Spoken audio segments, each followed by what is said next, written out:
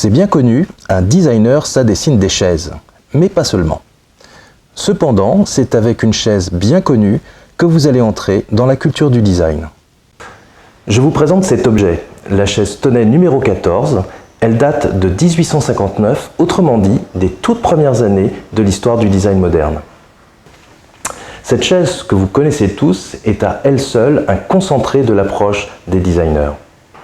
On l'appelle souvent chaise bistrot et c'est normal puisqu'elle a été originellement conçue pour cet usage. Une commande de la directrice du Café Dôme à Vienne. Une chaise pratique, élégante et peu encombrante. Il s'agit du premier meuble fabriqué en grande série.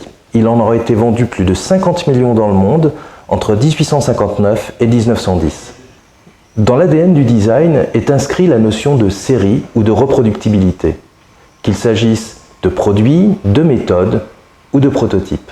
Cette chaise se veut élégante et légère, et par ses courbes invite aux prémices de l'Art nouveau.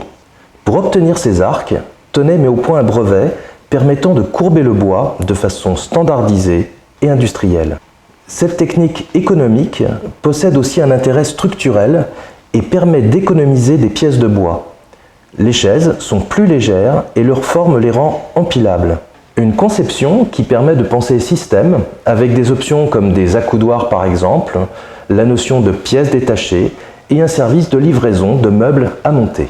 Ce concept aura inspiré d'autres designers. Marcel Breuer, professeur au Bauhaus, va créer la S32 en 1927 et cette chaise est toujours éditée.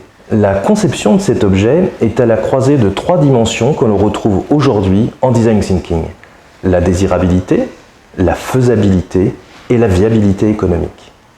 J'espère que la prochaine fois que vous croiserez cette chaise bistrot, vous ne la regarderez plus de la même façon.